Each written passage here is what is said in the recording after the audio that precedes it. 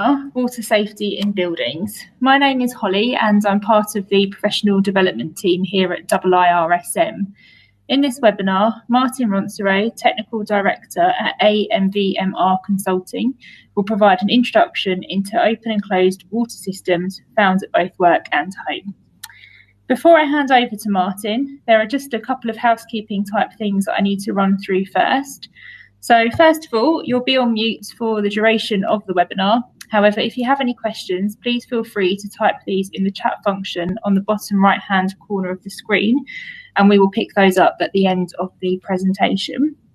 And then secondly, this webinar is being recorded and the recording will be available on IIRSM's YouTube channel later on today. Okay, thank you very much. Martin, over to you. Thanks, Holly. Hello, everyone. So as Holly said, my name is Martin. I work for AMVMR as a technical director, but I also work as a principal consultant for BISWIA, which is a national association for building services in the UK. And I help them to do forensic investigation in buildings and also on water system to better understand and find out issues in water system. Before my time at BISWIA and AMVMR, I was working in marine and subsea industry. We were working on large facility processing plants and like water injection line, which operated at over 200 bar. So 200 bar, to give you an idea, in buildings, you usually have 10 bar pressure and water system, and high-rise may go up to 20 bar as part of the design. So this was 10 times more than what we're dealing in buildings.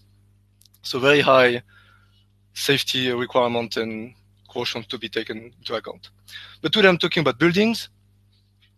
Let's go to the next slide. So today's presentation, so I'm going to do an overview on water system in buildings, so what you need to be considered for the safety. So first thing, like, is water really safe? A bit on legislation, the boring part. Then we go to more interesting part, like open and closed system. That's the two types of system you will see in buildings. And then when you see issues, and then a brief summary. But first, there's a polling question. So Holly, if you can go to the polling one, just as a start. So which water would you drink with confidence? So you got from a cold tap, hot tap, obviously mixed with cold because you don't want to be scalded. A water fountain maybe, a bottle, obviously a sealed bottle, or any natural source of outdoor, or not at all. So you can select the one, it could be more than one, and we'll see the result. So I think you need to go on your, it should be on your screen.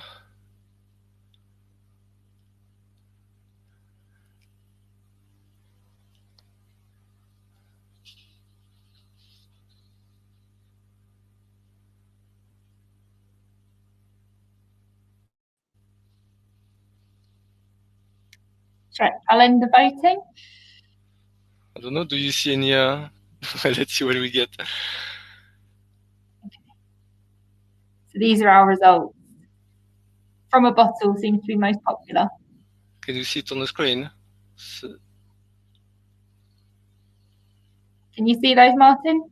I don't see, I only see, thank you for participating in the survey. Oh, okay. Well, I can tell you now that from a bottle is the most popular option. Okay. And followed by from a cold tap, from a hot tap or a natural source, and then from a water fountain, and one person has selected none of the above. Okay, thank you, Holly. So your bottle seems to be the most popular one, and cold water. That's all right. I mean, at least you're drinking water, which is very important because that's one of the best source of fluid to be taken for human. But then water is really safe. So I identify some of the hazard that water will be concerned when transporting, storing water to the user. So you got physical hazard, the material. So for instance, if you got lead in your pipework, that could be a contaminant. Rubber, it could harvest bacteria. So you may want to select suitable material. And I put an example on a slide where you got the lead solder to join different pipe, and there are still some of these joints in buildings, because I do see some of them when we do investigation. The equipment, for equipment, that's mainly storage tanks, cold storage tank, but you got also a smaller piece of equipment like backflow prevention, and I will go later on that. So if they fail, then you can have an issue on the water. It could contaminate or cross-contaminate. Temperature, essentially scalding. So you got hot water, and you see a lot of these cautioned very hot water signs in building near taps, showers, and so on. So that's for the physical. Then on the chemical side, although you don't expect to have much chemical in the water you would drink, you may still need some disinfectant or chlorine, for instance, in very small dosage, to kill any bacteria or microorganism. So you need to be properly dosed as well, otherwise it could be a toxic hazard. Then you got other hazard like microbiological hazard, bacteria, because bacteria are present naturally in water. So from ponds, even in the sea, you got a lot of bacteria and so on in the ground. So bacteria will be there. You will expect bacteria to be there, and it just need to be managed. So it's a hazard that need to be managed. I summarize one of the key bacteria we're going to look, or that is crucial in building safety, is Legionella. And I've got another slide afterwards that go much more in detail of why is it so important to manage this bacteria. But first I wanted to show you a summary chart of why this bacteria, or how is it surviving. So as you see, below 20 degrees, the bacteria is still alive, but it's kind of dormant, so it's not really active. And above 50, 60, the bacteria will die. It takes more or less much more time, and at 70 degrees it's expected that it will be fully killed. But the most interesting thing is at 37 to 38 degrees, which is about human body temperature, that's the optimal growth rate of this bacteria. So if you get it in your body, it will be happy life for the bacteria, because you are at the right temperature for it to harvest. Another item to take into account for safety is the users. So we can look at the water side, and as you see, physical, chemical, and microbiological hazard, which means you need to understand the physics, like hydraulics of water, but also chemistry, so you almost need to be a chemist as well, and a microbiologist as well, to understand how bacteria can survive and live and grow. Regarding users, that's the people who could be affected or harmed by the water. So I put three categories, like age, gender, and immunodeficiency. So age, well, if you think about young people, they may not really understand scalding unless they get burned themselves. So it's important to consider who is going to use the water. And you can also experience the same thing with elderly people. Gender, well, male, female. Statistically, when we go to look at Legionella in the form of pneumophilia, but this bacteria could affect. Male tend to be more susceptible than women, and especially men older than 55 years old. And that's just based on statistical analysis and cases that has been recorded. The immune system, that will affect how people can survive and fight the bacteria. So when the bacteria get into the body, your immune system will kick in. But for people who are going through surgery, like heart surgery, or going through chemotherapy for cancer treatment, their immune system may be lower, so the treatment can be more effective. But on the other side, it protects them less from bacteria and infections. So I talk about Legionella. So Legionella is a bacteria, so you will see on the microscope. But what it leads to is legionellosis, which is a disease. And you got two types roughly of disease you can get from Legionella. You can have a fever, so you may have heard of Pontiac fever, which is typically like a flu-type syndromes. But you can have a more serious one, which is resulting in pneumonia, and then we call it a Legionnaire disease. So how is it transmitted? Well, you need to have some very tiny droplet of water. One case of ice has also been recorded, and that need to be absorbed by human through the lungs, and then this is where inside the lungs the bacteria will develop and create this form of pneumonia. Incubation period, 2 to 14 days from exposure of the bacteria, which means that from the day you've been infected or you absorb the bacteria in your lungs, it may take up to 2 weeks for the disease to appear, which could be very tricky when you try to investigate and track back what people have done for the last 2 weeks, where they have been, if they've been exposed, have been traveling. So how to prevent that? Well, we need to minimize the growth of the bacteria in the system. Fortunately, there's no vaccination, so you cannot just be preventive on the people. Treatment could work in the antibiotics, and you can recover for most of the time. Unfortunately, for the pneumonia type, there are still some severe sequelae when you survive, and some people die, unfortunately. And roughly every year in the UK, you got between 300 and 400 people who die from Legionnaire disease. So that's not a small number. So that is on the water safety side, like what the hazard we need to consider and why. Now this is the legislation.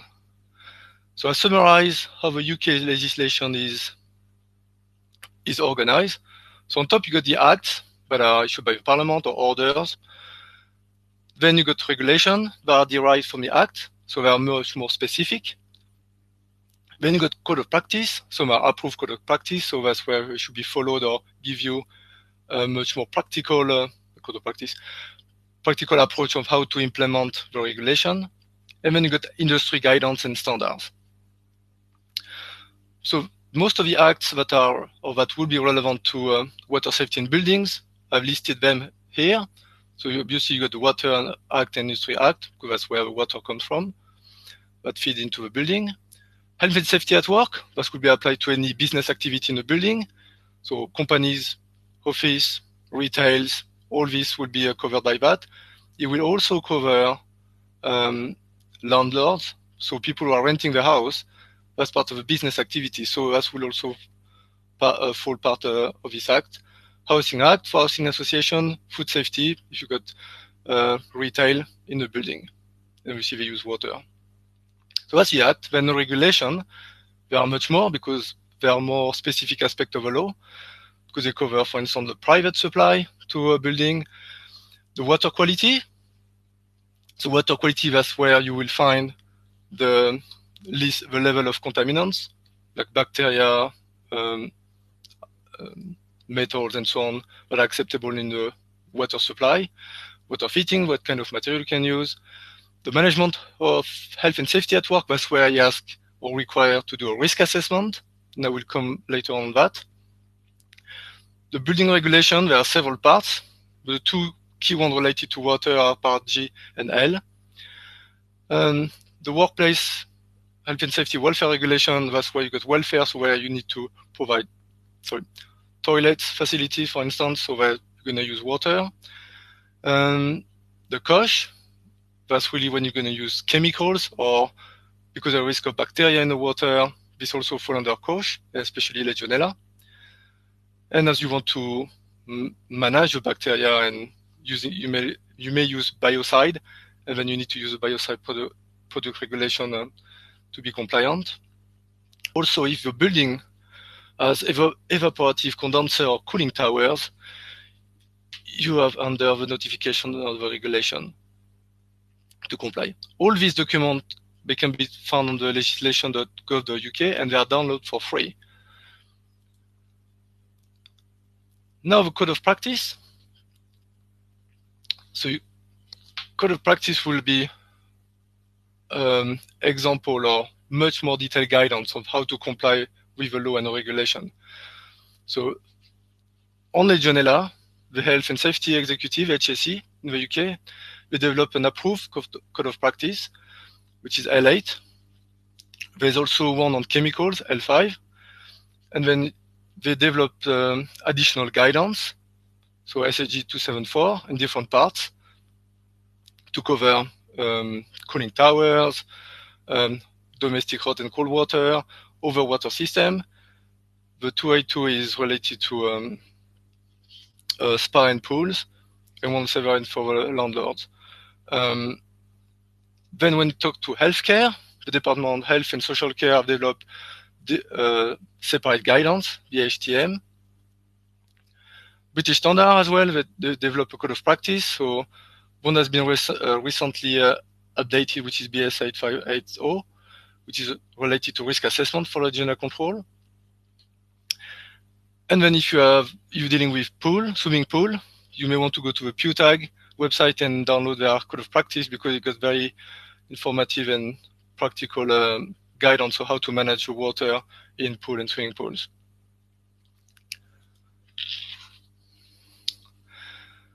Then you got industry guidance, which are reflecting best practice standard.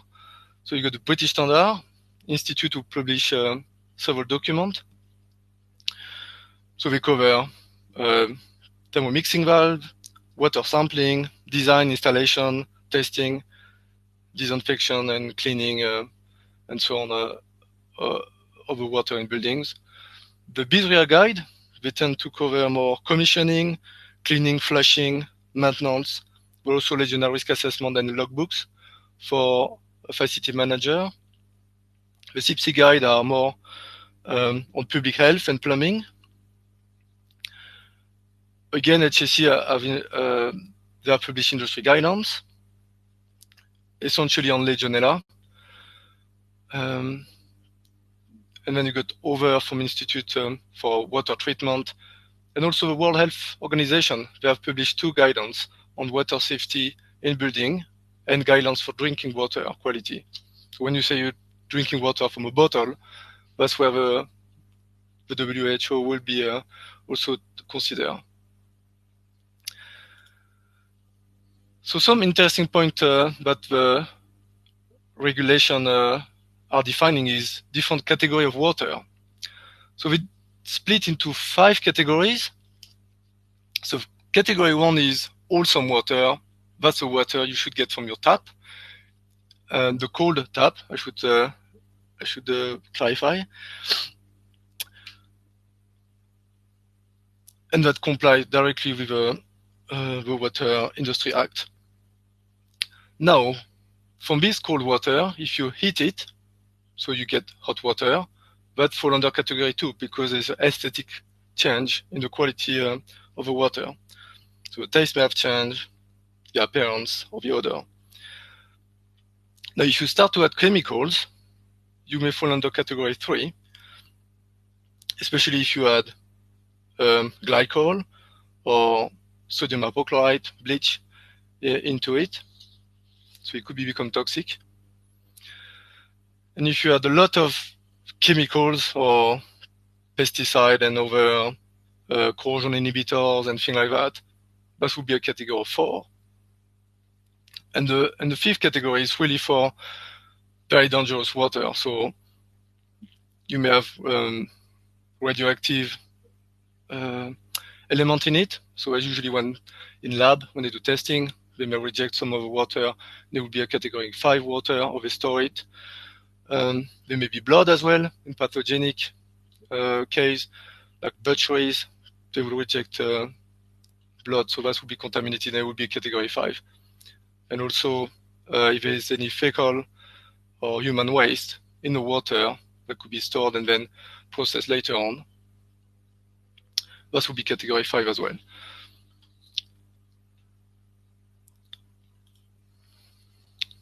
Now, when you deal with building, you need to understand who is responsible of what in water safety.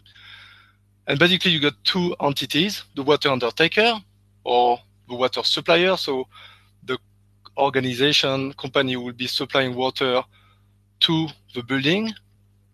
And then you got the person, or what we call a duty holder, who is responsible to manage the water quality inside the building. I put a little diagram or schematic of where you got the connection. And that's where it's usually, it could be very tricky to understand where is the boundaries, because the boundary could be just at the connection of the pipe, the main water pipe from a water undertaker, to the connection of a branch that go into the building, or it could be at the water meter. And because it varies, that needs to be checked. When you are a duty holder, you need to make sure you understand which part or where is the boundaries for responsibility. Because if there's a contamination in the water and you find out in the building that the water coming is not safe or is not of good quality, you want to understand if it comes from the water undertaker or it comes from the building itself. There's something wrong, like pipe work or a leak. So that needs to be checked and clarified when you own a building or when you take ownership of a building, to understand where exactly the boundary is. If it's at the property, or is that the water meter, or is that just a connection of a isolation valve? Now, this water undertaker or water supplier, they have duties. Very simple duty. They have to provide safe water to the buildings, commercial and domestic as well. And that's why they get a license. So to check they do their work properly, we got the Drinking Water Inspectorate that do check and inspect and test water for the quality they're supposed to do. So if you go on the DWI website, you got annual reports for all the water suppliers, which are licensed, obviously, in the UK. So I pull out the results from last September, and you see that they do test the water that, so when it leaves the water treatment works, that means it go into a distribution network that will go then to the buildings or to the houses. So we test for the coliform bacteria and E. coli, and the level, which is stated in the regulation, is none. So you shouldn't have any at all in the water. So you can see they do quite a lot of tests, 46,000 something, but they still managed to find some on what they tested. What is also interesting is in this report, so if you know who is your water supplier in your area in the UK, they will tell you where they failed on some of the tests, and they also have to explain why they failed or what they did to, and also what they did to correct the action. So sometimes when they do upgrade the water treatment plant, they have an outbreak of bacteria or high value of chemicals, and then they need to rebalance afterwards. But that's in the report, and that's really interesting. They also show some pictures of rework they do, so like an excavation and of a pipe work. So we saw what the water supplier has to do. Now the designer of the building and the constructor, they also have to comply in the building regulation. So I talk about materials. Well, they need to make sure that the that the material used for drinking water is of sufficient quality, and this is fall under the WRAS scheme, or Water Regulation Approval Scheme.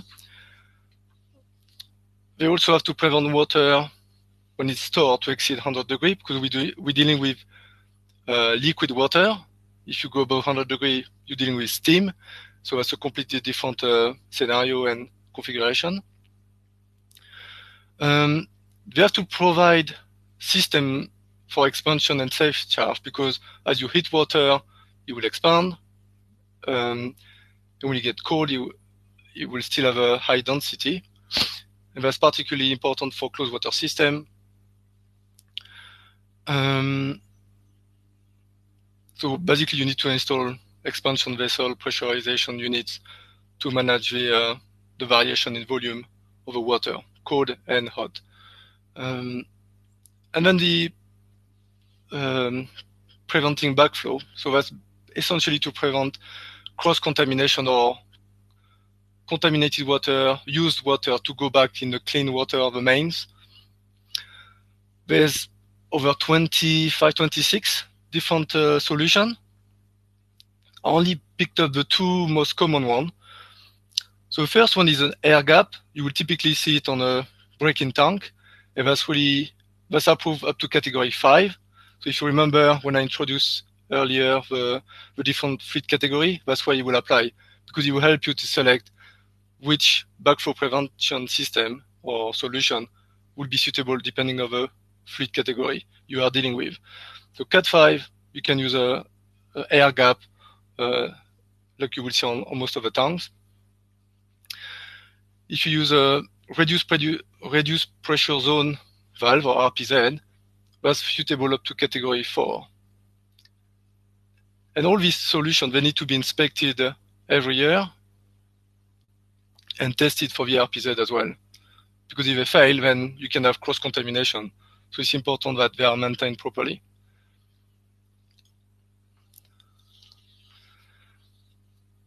Now, looking at the duty holder. So the duty holder, they are responsible for the water quality or safe water inside the building. And the tricky part is, even if the water supplied by the undertaker is not of good quality, the responsibility is still under the duty holder of the building. So we tend to see that during the summer period, which is now, where the water supplier can supply water at temperature above 25 or 25 degrees C, because they cannot really control the water in some of the pipe work, distribution pipe work.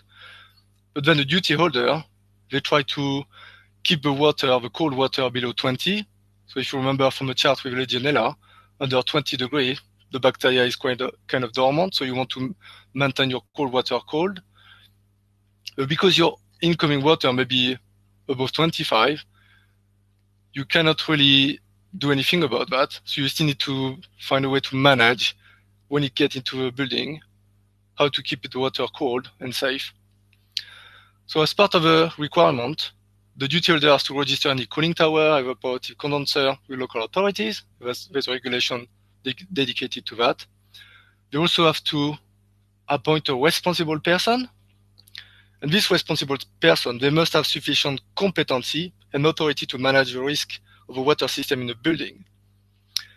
So what does that mean? Well, if you look at the management of health and safety at work, they define a competent person as someone who has sufficient training and experience or knowledge and other qualities that allow them to assist you properly. And also the HSE, they highlight that the level of competence required will depend on the complexity of the situation or the system that need to be assessed and managed. When we deal with healthcare, it's difficult to have only one person because it's so complex to manage healthcare premises. So we create what is called a water safety group, which will have several specialists and experts that will manage and will input into the scheme of water safety management. So this responsible person, they have to carry a risk assessment. And from a risk assessment, they need to identify any control measure that need to be put in place and implemented in the building. And this is mandatory to be in a written form if there's more than 5 employees in the company or organization.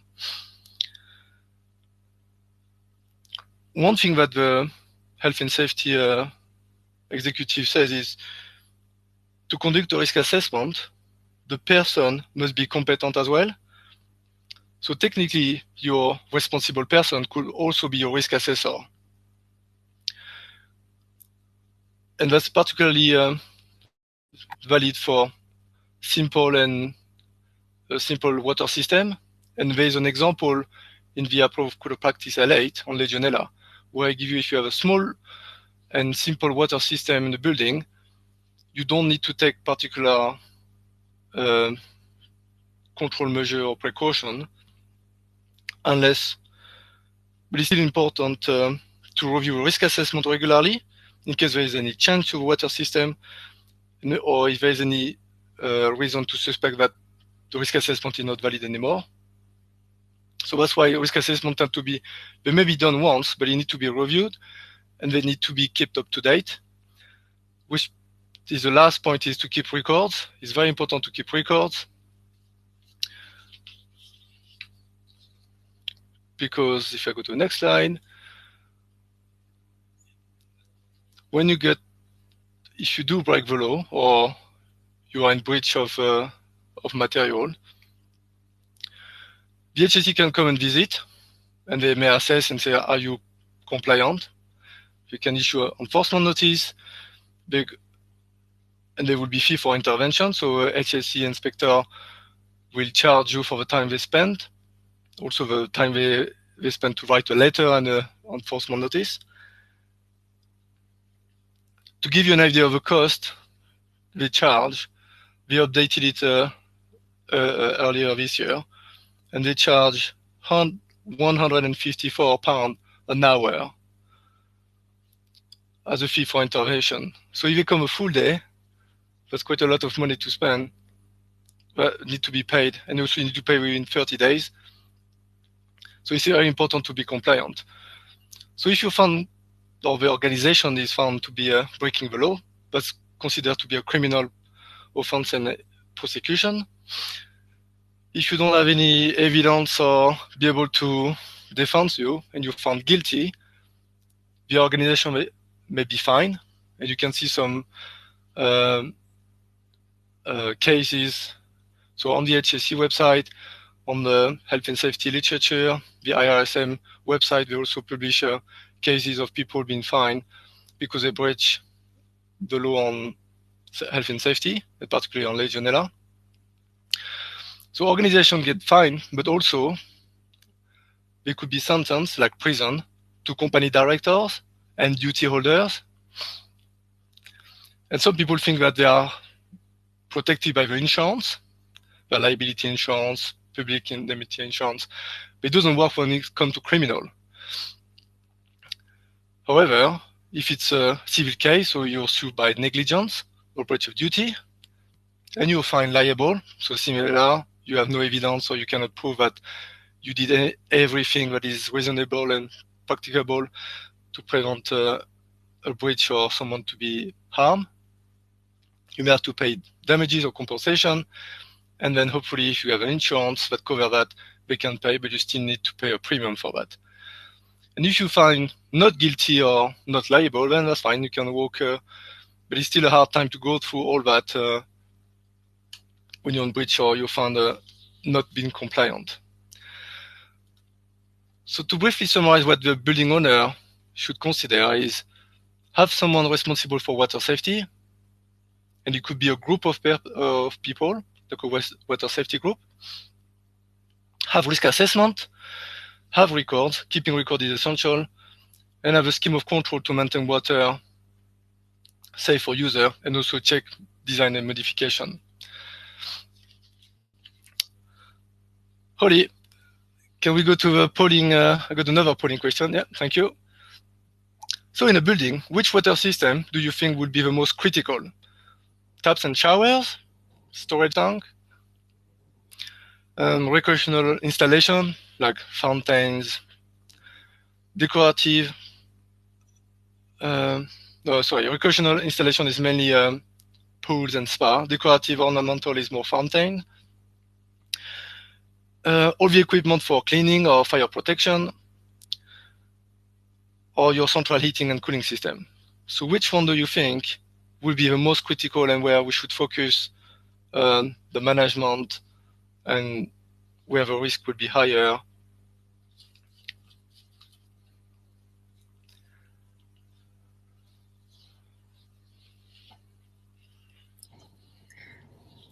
Right, I'm gonna end Okay. the voting. Yeah, same. You see, thank you for. Oh, yeah, we can see the percentage. Can you see the results now? I think we need to scroll down. Okay. It's okay. So yeah, we had taps and showers and storage tanks. Suppression. Okay. So nobody thinks like decorative product or central heating are really a concern or that critical. That's fine. If you can go back to the presentation. So let's start with open water systems. So which are they? I need to move on because I see the time. And well, typically you'll be tap showers, toilets, pool spa, hot tubs, steam room and hammam, maybe, but if it's steam form, you don't really temperature should be high enough when it came out into a room. Cool water storage tanks, hot water cylinder or calorifier as well, but also misting and fogging and humidifiers devices. So you can see one here. That's also important to consider. So that's the most of them you will find inside the building, but you can see there's also some outside the building. The cooling towers and the evaporative condenser, they're usually on the top of a building, on the side of a building, and they're kind of hidden in the fabric. So they don't really appear so obvious unless you know what you're looking for. And they are essentially for providing cool water to chill water system in air conditioning. Mentioned fountain, irrigation system as well. You're spraying, you're watering the landscape. Some buildings will have a car wash or water jetting and spraying installation. Talk about water suppression, fire suppression system. So you got fire hose, sprinkler system, wet risers. That's also part that will tend to be in and out of a building. More recently, or we see more and more, water harvesting system. So for instance, they will collect water from the rain, and then they will use it to flush the toilets. But they could also be the water dispenser, your coffee machine. You will feed water into it. And according to the World Health Organization, in the water safety guideline, you should also consider water bottles and overusage. So overusage would be water to clean, like the chap on the wall cleaning the windows. Water in the tank, an aquarium, that's also be something to consider. So why are these systems so important? Well, they can directly expose the user to water. So if you got contamination, chemicals, if it's too hot, or there's bacteria. It could be difficult to control, especially if the water is replenished frequently from the mains or from a tank. So the quality, it could be difficult to manage the quality because it's changing all the time. So unless you do and sample and test regularly. And it may contain harmful substance, biocide, pathogenic organism that need to be managed. Some question I do get asked or inquiries is how do you manage in terms of fire suppression system? So the sprinkler system, the water will come out, and if the water is dirty, what can you do with that? Well, the argument is the firefighting system should prevail on water quality because when the sprinkler or the shower goes in the building, the people should have evacuated already, so they won't get exposed to any dirty water if it was not of good quality. The only thing you need to be careful, and that's in the health and safety document, is when you do test the sprinkler system, the person who does test, the maintenance person, they need to be careful not to be exposed to any droplets because they could be contaminated with bacteria. So basically, how you should manage them in the building. Well, now it's time to get your to-do list. You need to understand and find out who is responsible for this system, who is going to assess them and assess the risk to the users, and how much exposure they can get, and who are the users. You need to understand who is going to work in the building, who is going to visit the building, who will monitor them. So is it the same person? Is it another group of persons? Are you subcontracting the testing, the control measures? And who is keeping the records? The record need to be done. If someone is doing, if you employ a subcontractor to do measurement, and they keep the measurement, well, you need to be able to show if there's a health and safety HSE inspection, but you have records in-house, or you have access to the record, easy access to the record. So it's easier if you keep them with yourself as a duty holder.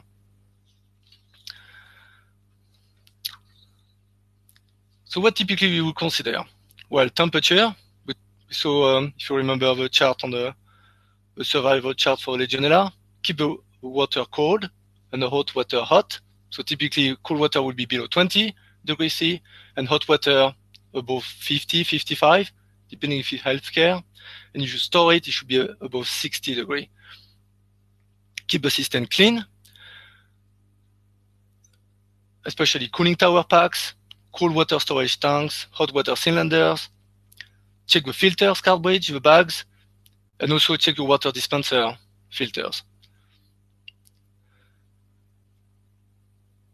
Stagnant and low flow, little use outlet, maybe the shower installed in the locker room, especially if you your building has been designed with BREEAM credits. They may have considered to have additional credit by installing a locker room for cyclists. But they didn't necessarily think that this locker room with a shower, could be only used part of a year. So you may be a little use outlet during the winter season. Pressurization unit, they are mainly on the domestic hot water system and boosted cold water system. And if you look at the SHG 274 part 2, they propose a design with the water flowing through it. The downside is it doesn't really control properly the pressure. So you tend to have like a membrane or balloon type to maintain the pressure. And to improve the flow inside the water, you may have to use a special flow-through system or valve that force the water to go through and move inside the membrane. Because otherwise there's very little change of water inside the pressure vessel. An unused area of building could be where toilets are never used, or if you have different floors in the building where they're not really occupied all the year. And seasonal utilization could be, as I said, the shower room for the cyclist, or it could be for changing room for seasonal sport events. Microbiology, so you need to test. So it's required to test for commercial pool, hot tub and spa, cooling towers as well. And it's highly recommended for other commercial water system, especially if there's a suspicion of cross-contamination or simply to validate that your biocide treatment or your disinfection is working. It's recommended that you use lab testing instead of field testing, so testing on site, because it could give you, having a lab tested by a lab would give you a consistent testing method, and also you could have a UCAS accredited testing method, so it's recognized across different labs. Also, one word of caution, be aware that building with storage tank, they can face increased risk of chlorine-resistant bacteria. So therefore, it's good to have another means of disinfection, not just relying on biocide or chlorine.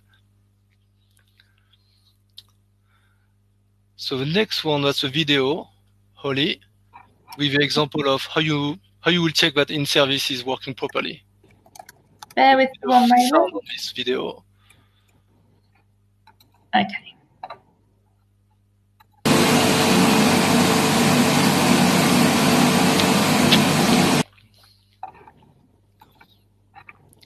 Can you play it again? Because I think it went very fast. Okay. So in this real life, thanks, Oli, if you can go back to the slide. There you go. In this real life example, you can see that in the toilet cubicle, the hand wash basin and the hand dryer has been squeezed into a limited space. It does happen quite a lot in toilets, cubicle toilets. And you can see on the video that the hand dryer can still operate or be operated while the tap is running, and then there's splashing water droplets outside the basin. You can also arguably consider that because the electrical hand dryer is so close to water tap, you need additional special electrical safety to be considered to avoid electrocution of a user. But there are other cases. So in this shower room, that's the same shower room, you can see that several issues can be highlighted from the design, installation, and maintenance or repair. So you can see on the left-hand side, you get long runs of mixed water pipework. So there's no segregation of cold and hot water. So that's perfect condition to harvest bacteria if it's not used. In the middle, you got a leaking valve. So that could be an ingress of air inside the system. And on the right-hand side, you got two lengths of pipe, which are dead legs. So they are capped pipe ends. So there's no flow of water through them. They have not been removed from the pipe system. So they also, again, it could be a great reservoir of bacteria. So that's done for the open water system. Now I'll move quickly to the closed water system.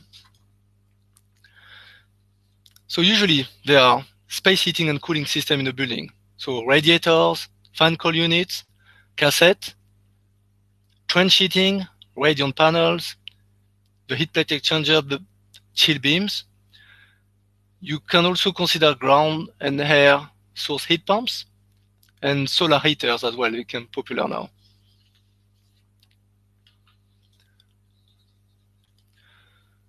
So where are they also important to consider? Well, they are less predictable failure, and the exposure to user is difficult to anticipate.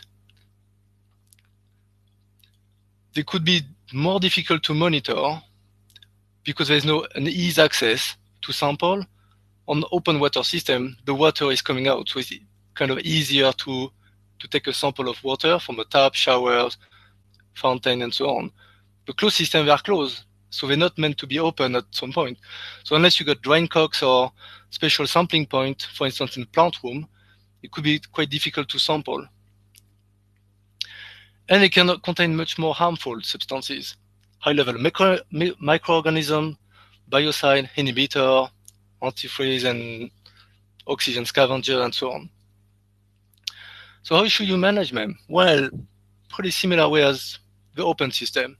You need to understand who is responsible for them, who is going to assess the risk, monitor the control measure, and obviously keep the records. You may look more particular in part L of the building regulation when you go and check how they're operating.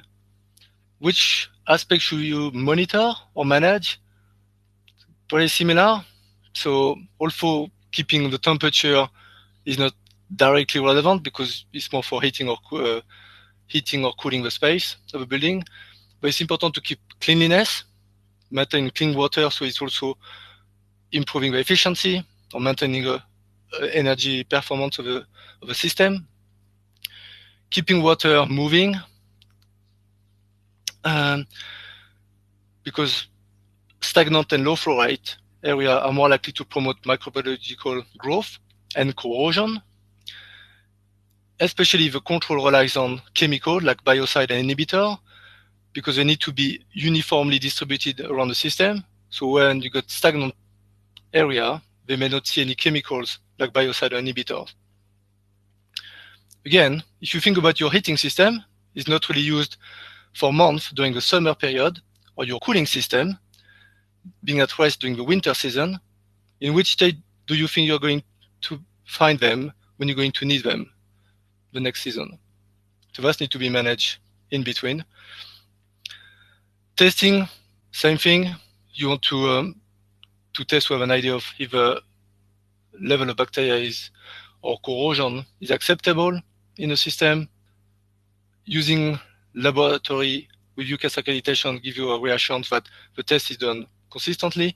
And it's also important to select lab that can test processed water and not necessarily just drinking water, because these labs, because they're aware of how to test processed water, they have a better understanding of how to test for inhibitors, corrosion product, and how also they will expect higher rates of bacteria than they could find in drinking water. So during operation, you also need to check they are working properly. So I just take a simple case of a tower rail. So I found two issues on this one. You got early sign of corrosion under the rail near the wells, and there's also a leaking joint, which shows some form of contamination with mixed chemical and possibly microbiological.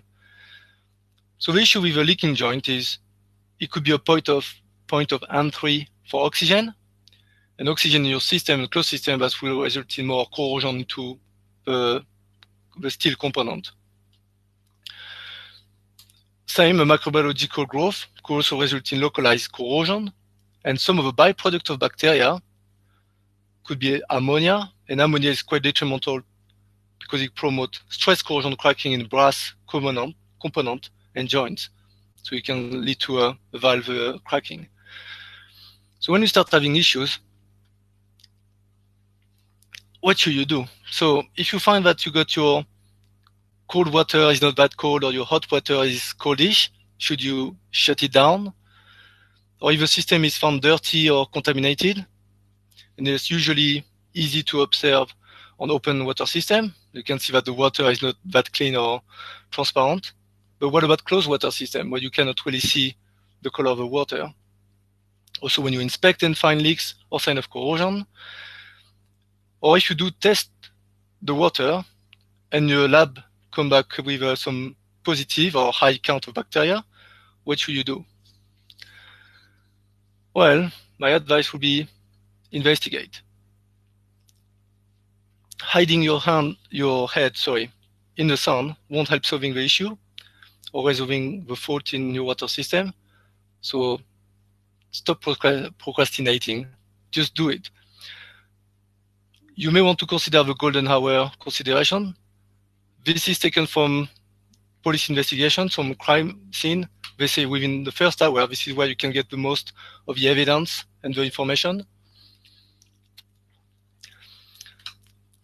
Also, it could be difficult to capture information within 1 hour. The idea is don't wait weeks to start investigating, collect data and feedback straight away. Almost did it like accident investigation. Your health and safety officer or manager, because an accident, they investigate straight away. Do the same with your water system. And then follow your backup plan on how to control and operate the system. But that means you need to have thought about a strategy and have a backup plan in advance. So you could be smart and anticipate. So to anticipate the condition of water system in the building, you will need to understand first how they function and how they could malfunction. So you can identify the critical components and the location to monitor. So if your building is doing some business-focused maintenance in place for the management of the water system, then you should have already identified which are the critical components. It's also important to communicate. If you look on the slide, you need to be cautious because there's hot water that can come out of a soap dispenser in the toilet. Putting a sticker where it's not relevant, just lose the point in the communication. But it's also important to collect feedback. You cannot be everywhere looking at all the building services, but get a mechanism in place for the user to report issues they spot or they found, so then it can be investigated and sorted rapidly. Well, let's summarize.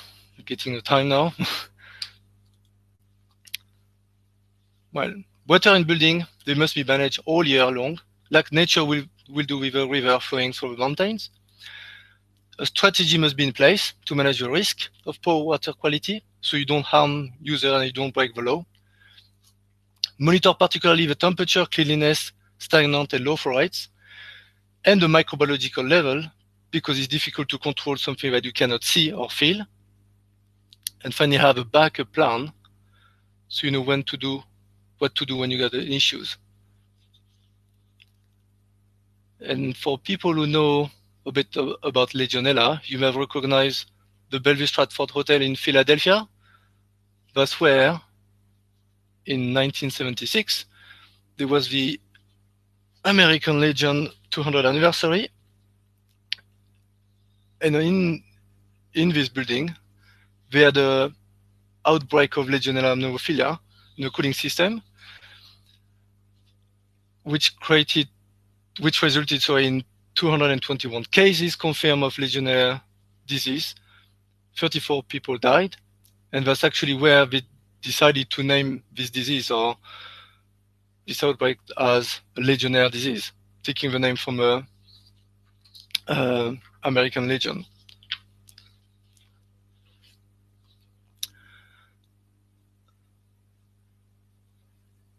Because I've presented so many things and information, I thought having a kind of infographic summary could be useful, where you can see you start on the top left, where you appoint someone, you get the risk assessment record, then you got the key control measure. There may be more.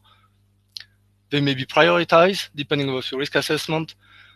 Then if you have an issue at the bottom, when it gets red, what you should do, and then as part of an ongoing process, anticipating, communicating with your user. This infographic, you can download it on the amvmr.co.uk website. You can download it for free in PDF, and you can use it as a aide-mémoire in your office, your plant room, maybe the maintenance cabinet or management or board meeting room, to remind everyone that water safety is important. Or simply you can just hide it in your building health and safety file. Thank you, everyone. It's been almost an hour now. Thank you for listening. If you have any question, feel free to ask now or drop me an email. My email is on the slide, martin@amvmr.co.uk. And yeah, let's see if there's any question or. Thank you for that, Martin. It's very informative. I see we've got someone here requesting the presentation material. So yeah, I'll send the link out after the event. I'll do that later on this afternoon, so everyone can go back and recap on the information in their own time. So yeah, as Martin said, we've got a couple of minutes. If there is anybody that has any questions, then please do type those in the chat function and we'll answer those. Or if not, you can get in contact with Martin directly at his email. Whilst we're waiting just to see if any questions come through, is the Legionnaire's disease reportable under RIDDOR? Yes, it is. So RIDDOR is the regulation for reporting injuries, disease, and dangerous occurrences. And that requires all employers or whoever has control of a premises, so the duty holder, to report to HSE accident and some disease that arise or are connected to a work activity. And actually, this is also stated, so that's a general requirement from RIDDOR, where you need to report any instance. And that's also supported in the approved code of practice L8, where they say it needs to be a legionellosis, so the disease caused by Legionella, so Legionnaire disease, pneumophilia, you need to report under RIDDOR. And there are some conditions, so I need to let me open it.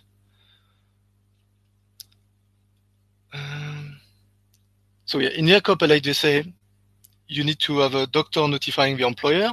So basically, the person who is sick need to go and see a doctor or go to the hospital, and it need to be reported back to the employer. The person need to be an employee. And also, they need to identify the possible exposure. So, like there's a cooling tower or the person has been exposed to a water system in the building, where it could be a likely source of contamination, then that's reportable. What they don't want is, or it won't be under reader for the employer. If, for instance, the employee come back from holiday, they may have caught Legionella, but at the place where we're on holiday. So that's why they put all these tests. Also, if a person come back from holiday and got Legionnaire disease, it won't be necessarily a reader because it was on holiday, but it will still be counted in the HSE report. So every year, actually every month, the HSE is publishing a report on the status of Legionnaire disease in the UK, like how many cases. And so because this person will be flagged as being Legionnaire disease by the hospital or the clinic where they've been diagnosed, then it will be counted in the annual report. Because the idea is to monitor how the UK is doing in terms of Legionnaire disease management. Okay. All right, we had a few thank yous come through, but I don't think we've got any questions for now. Question when they actually go in their building and see, oh, didn't see that, or what should I do? So, yeah, that's fine. It's a second stage one. The same when I do a lecture, like I was saying, I do lecture like on closed system for a day. There's a few questions on the day, but I do get more questions later on, because when actually people try to implement or go through and say, oh, do we have all this document or all this information? Are we missing that? What should we do? And so on. That's right. And your email address is there. So if anyone does have any questions for Martin later on, please feel free to get in touch. Okay. Thank you very much. Thank you, Martin. Cheers, Ollie. Cheers. Bye.